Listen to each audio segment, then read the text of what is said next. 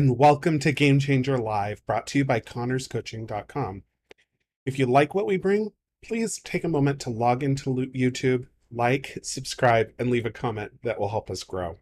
Together, we can create a community of inspired people that share topics around positivity, coaching, personal development, mindset, and emotional awareness, emotional intelligence, leadership development, practical applied neuroscience, workplace culture, and engagement, and so much more.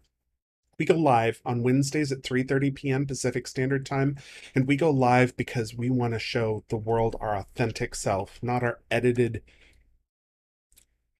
fake, costumey actors versions of ourselves. So I'm here live talking to you. This isn't recorded. Well, it's recorded and then it'll be available, but it is live. It's not edited.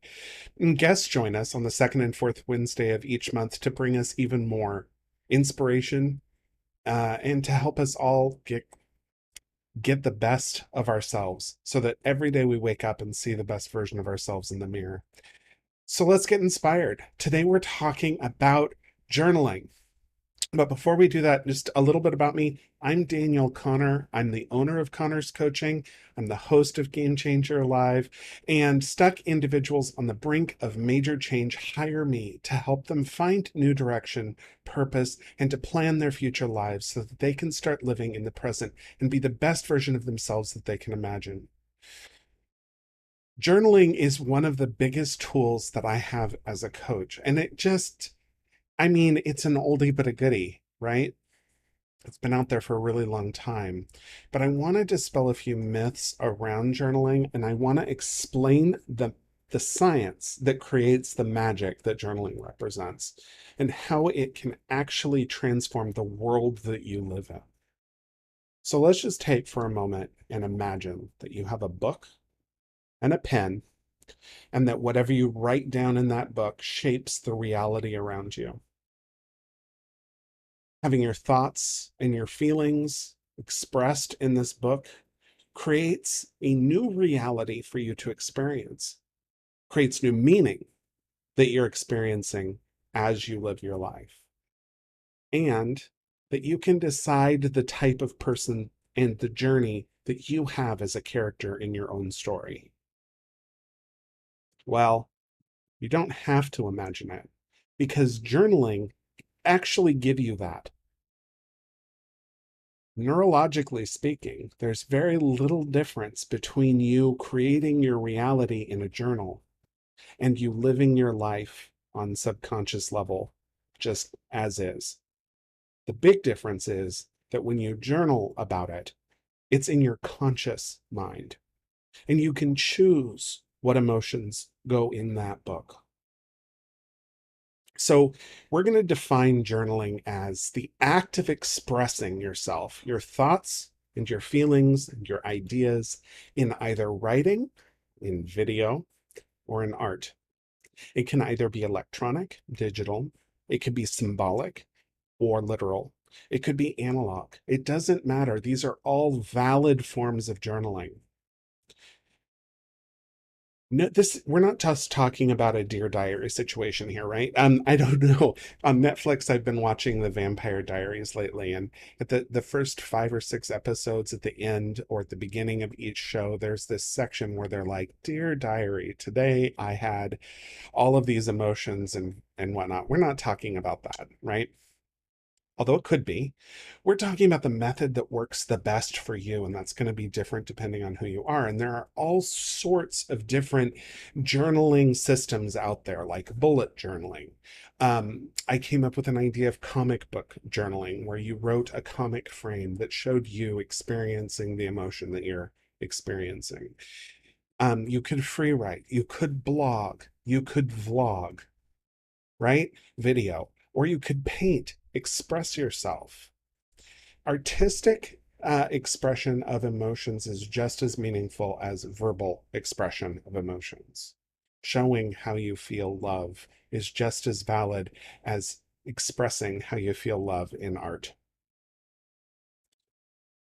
So the science behind this, and I am not a scientist. I'm not a neuroscientist. I go out and I read neurological studies that are interesting to me, and then I try to create a practical spin around them. Journaling represents one of those areas that researchers have been studying for a while, where our brain, just generally speaking, outside of journaling, connects our emotions with our experiences and uses that as a frame of reference to draw back memories.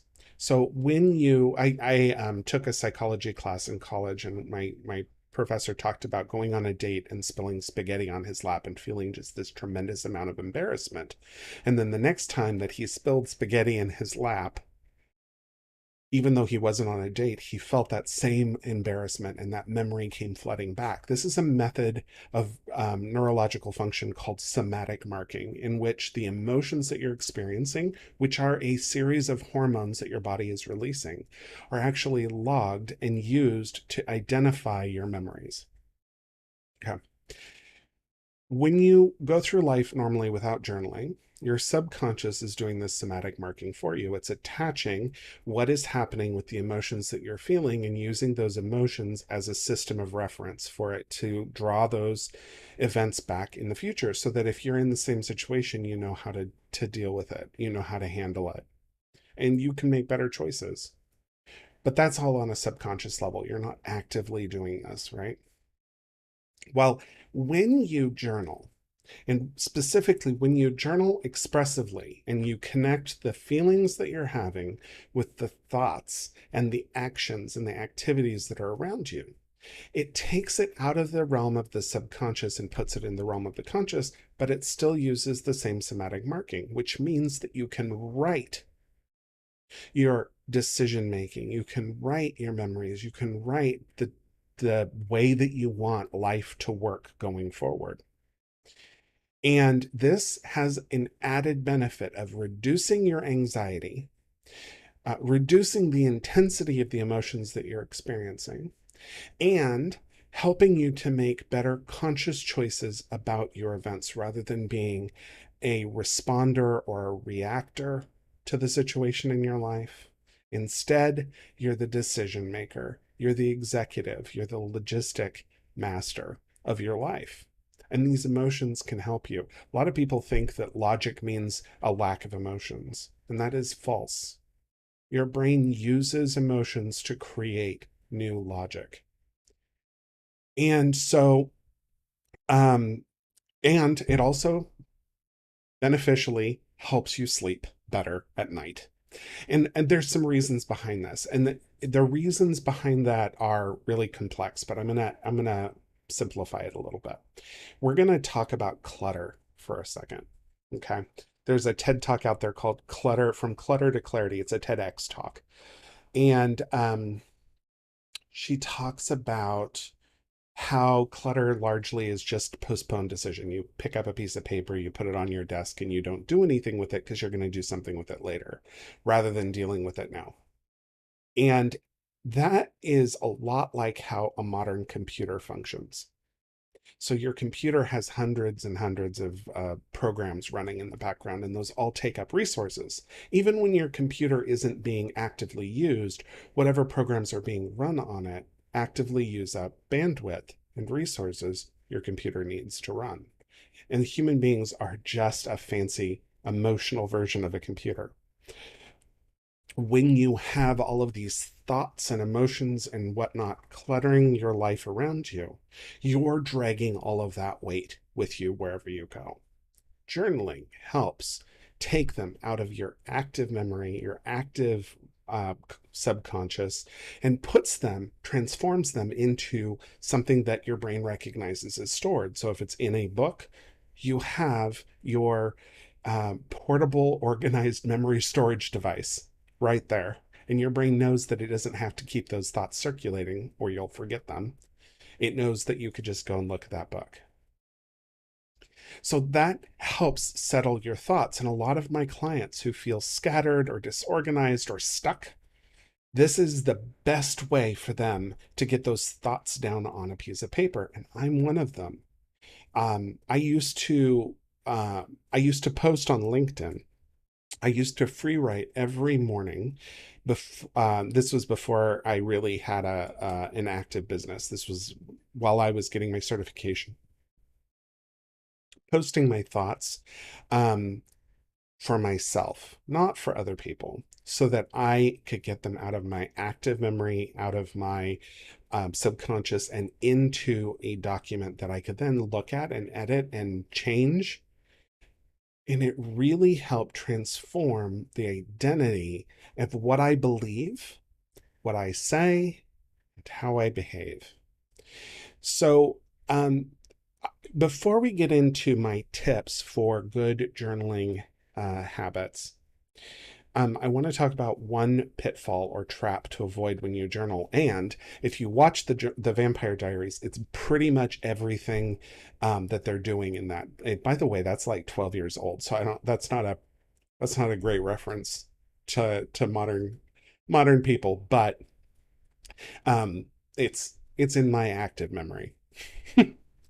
um, Humans neurologically are predisposed to what's called negative bias, or to presume the worst intent.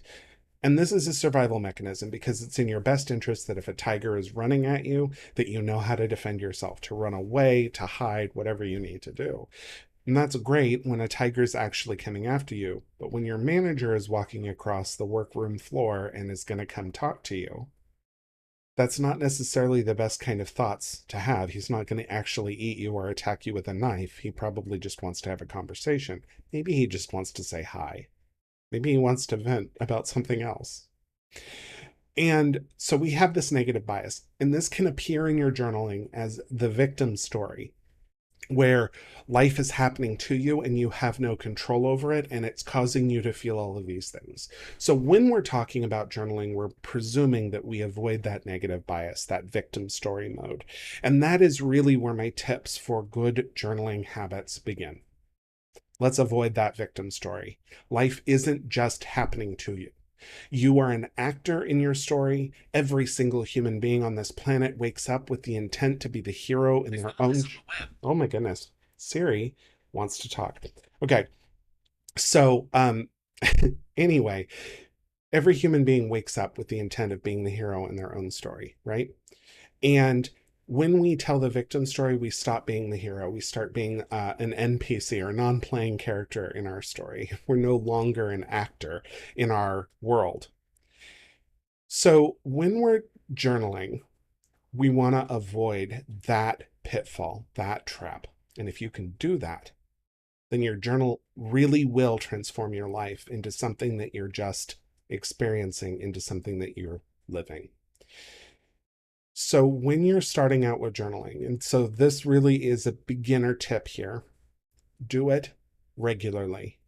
For 30 days, you're going to have to force yourself to do this habit, however long you set aside. Could be an hour-long painting session with a glass of Chardonnay if you like wine. I hate wine, but some people do.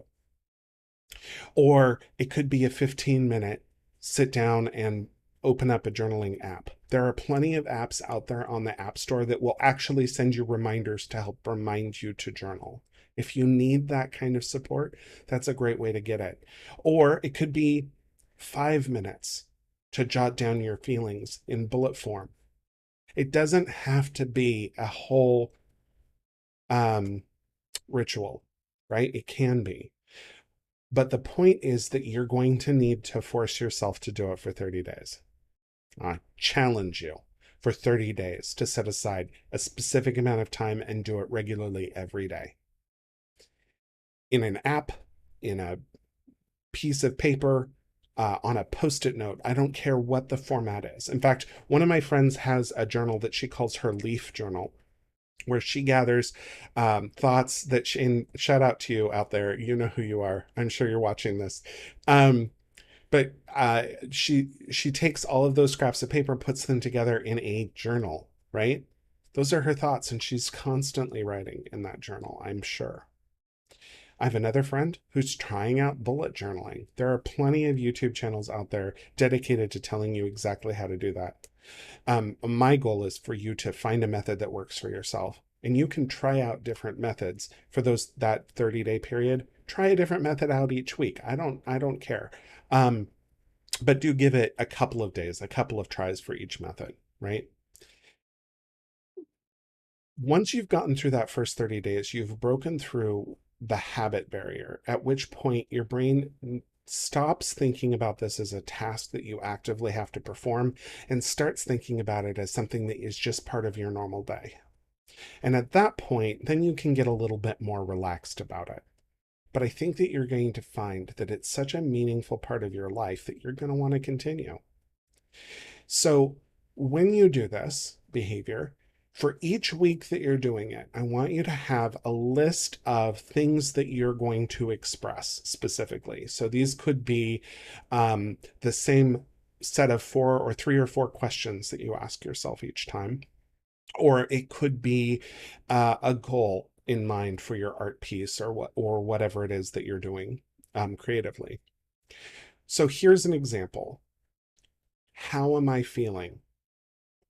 What happened to cause those feelings?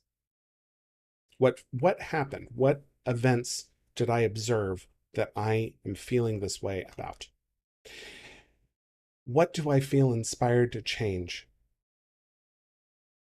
And then doodle it, express it, draw it, write it, create it, speak it, whatever you need to do.